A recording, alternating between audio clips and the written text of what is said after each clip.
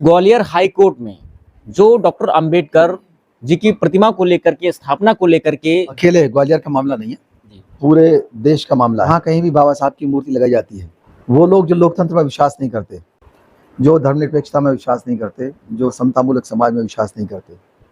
उत्तर प्रदेश में भी 2008 में एक आदेश करवा दिया था लोगों ने कि निजी भूमि में भी शासन की परमिशन होगी। वो सोच असंविधानवादी है। वही सोच ग्वालियर के अंदर विरोध कर रही है कि उसका विरोध करने वालों की सोच यही रहती है कि डॉक्टर अम्बेडकर और वो क्रांतिकारी पैदा करेंगे कि निजी क्षेत्र में मूर्तियां लगने के लिए लगाने के लिए परमिशन चाहिए। ये आदेश सुप्रीम कोर्ट के द्वारा एक मूवी निकली फूले, उसका भी इन्होंने विरोध किया। यहाँ पर स्तन ढकने का टैक्स लगाया गया। पहले से ही मनुस्मृति या मनुवादी लोग हैं, उन लोगों को। नमस्कार, नमो बुद्धाय, जय भीम। आप देख रहे हैं द बुद्धिस्ट टाइम्स टीवी और इस वक्त हम मौजूद हैं उत्तर प्रदेश की राजधानी लखनऊ में। इस वक्त हमारे साथ में खास शख्सियत हैं। वैसे तो किसी परिचय के मोहताज नहीं, लेकिन फिर भी आपकी जानकारी के लिए हम बता दें, मेरे साथ में इस वक्त मौजूद हैं आईपीएस डॉक्टर बीपी अशोक साहब, पीएचडी डीएलएड। तो आज हम अहम सवालों को लेकर के आए हुए हैं और जानने की कोशिश करेंगे। अभी हाल ही में पूरे देश में जो मामला बड़ा चर्चा में है, ग्वालियर हाई कोर्ट में डॉक्टर अंबेडकर जी की प्रतिमा को लेकर के। सर, सबसे पहले तो द बुद्धिस्ट टाइम्स टीवी एक बार फिर से आपका स्वागत कर रहा है। Thank you very much. Sir, Gwalior high court में जो डॉक्टर अंबेडकर जी की प्रतिमा को लेकर के, स्थापना को लेकर के जो मामला चल रहा है, इसको लेकर के आप कैसे देख रहे हैं पूरे मामले को? देखिए, ये अकेले ग्वालियर का मामला नहीं है, पूरे देश का मामला है। जहाँ कहीं भी बाबा साहब की मूर्ति लगाई जाती है, वहाँ पर पूरा प्रयास किया जाता है। वो लोग जो लोकतंत्र में विश्वास नहीं करते, जो धर्मनिरपेक्षता में विश्वास नहीं करते, जो समतामूलक समाज में विश्वास नहीं करते, जिनको लगता है कि डॉक्टर अम्बेडकर एक प्रतीक हैं इस देश के अंदर संविधान के, लोकतंत्र के, धर्मनिरपेक्षता के, मानवाधिकारों के, वो लोग बाबा साहब से नहीं चिढ़ते हैं अकेले। वो चिढ़ते हैं उनके पीछे जो भावना छुपी हुई है। वो उनको ये लगता है कि बाबा साहब ने जो आरक्षण की व्यवस्था की संविधान के अंदर, धर्मनिरपेक्षता की व्यवस्था की, उससे उनका कुछ छिन गया और आगे अभी और छिनना बाकी है। वो उस क्रांति के प्रतीक मान करके उस क्रांति का विरोध करते हैं। वो उत्तर प्रदेश में भी 2008 में एक आदेश करवा दिया था लोगों ने कि निजी भूमि में भी शासन की परमिशन होगी। बीएसपी गवर्नमेंट में।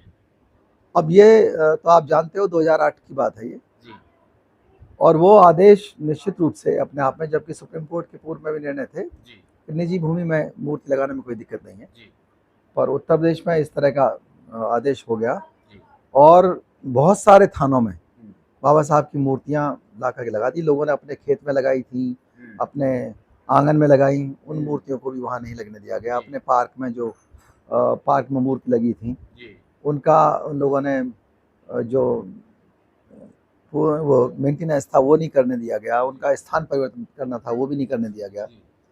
तो कहीं ना कहीं जो पीछे सोच है, वो सोच अलोकतांत्रिक सोच है, वो सोच असंविधानवादी है। वही सोच ग्वालियर के अंदर विरोध कर रही है कि बाबा साहब की मूर्ति ना लगाई जाए। ये बात सही है कि मूर्ति के लिए परमिशन हो, लेकिन अगर ऐसी जगह है जहाँ पर पहले से ही उसके लिए संरक्षित है, सुरक्षित है, या किसी की निजी भूमि है, या किसी प्रशासनिक स्थल पर, शासन के स्थल पर वहाँ का जो कस्टोडियन है, जो उसका मालिक है, वो परमिशन देता है लगाने के लिए, और ख़ासतौर से न्यायालय में तो लगाने में कोई दिक्कत नहीं होनी चाहिए, जब सुप्रीम कोर्ट ने भी लगाई है उसको। लेकिन उसका विरोध करने वालों की सोच यही रहती है कि डॉक्टर अम्बेडकर लोगों को प्रेरित करेंगे और वो क्रांतिकारी पैदा करेंगे। उनकी मूर्ति के नीचे लोग पढ़ा लिखा देखेंगे कि बाबा साहब ने पढ़ लिख करके इतनी सारी क्रांति की, तो हम भी कुछ पढ़े लिखे।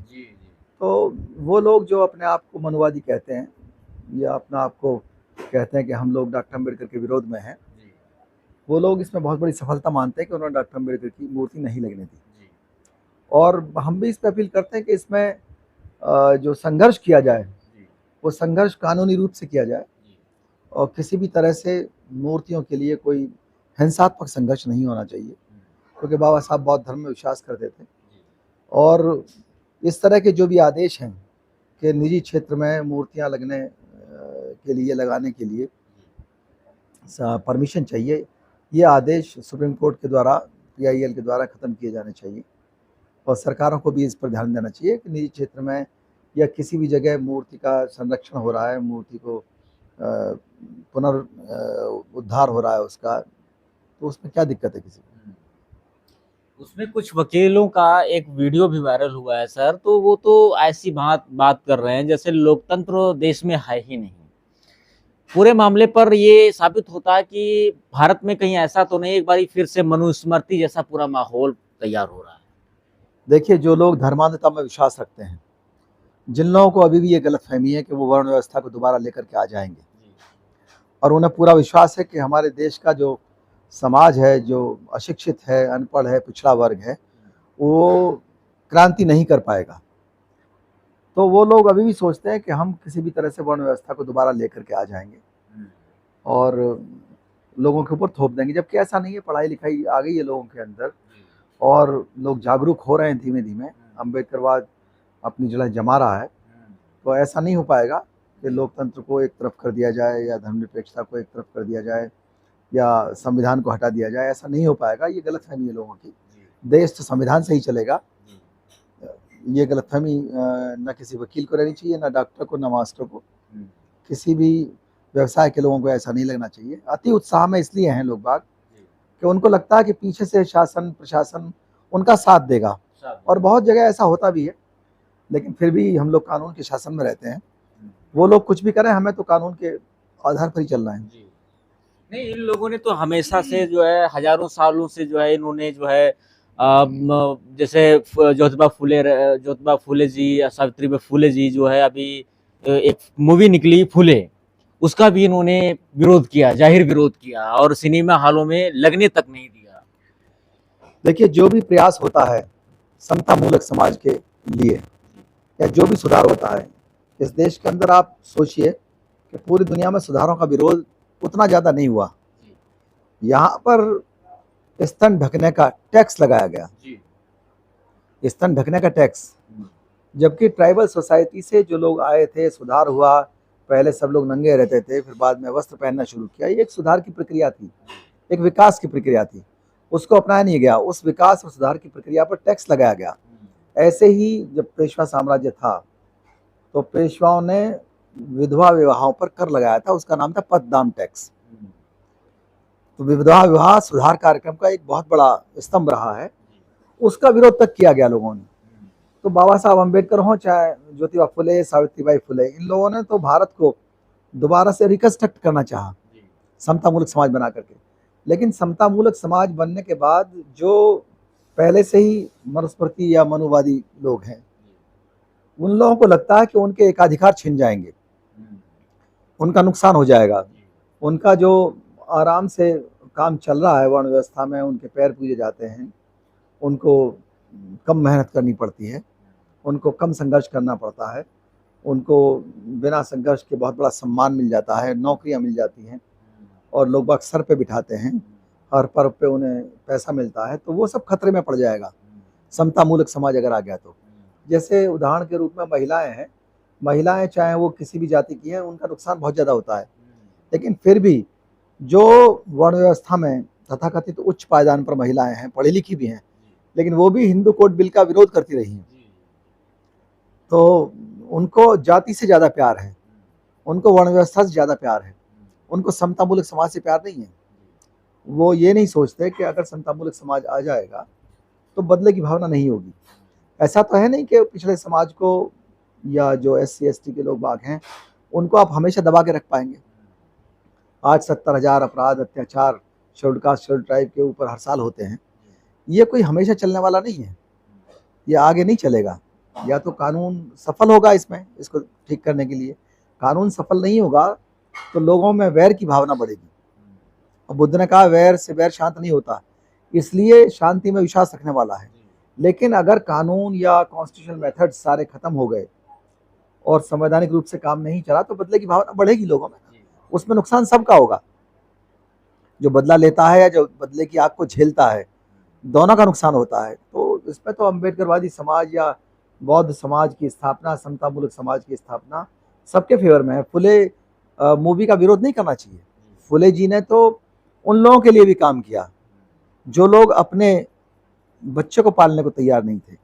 वो भले ही तथाकथित उच्च वर्ण के लोग बात थे, वो अपनी बहन बेटियों को घर से निकाल देते थे, उन्हीं की ऑनर किलिंग कर देते हैं, उनका नुकसान करते हैं, उनका सम्मान नहीं करते, उनकी हत्या कर देते हैं।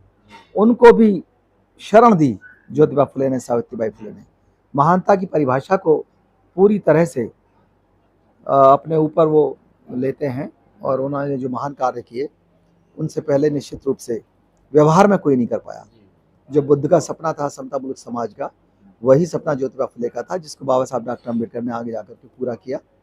तो हमारी लोगों से ये अपील है कि फुले मूवी को हर वर्ण, हर जाति, हर पृष्ठभूमि के लोग देखें और सभी के लिए उसमें अच्छाई है, सभी के लिए शिक्षा है, सभी के लिए हिस्सेदारी की बात है और सभी के लिए सम्मान की बात है।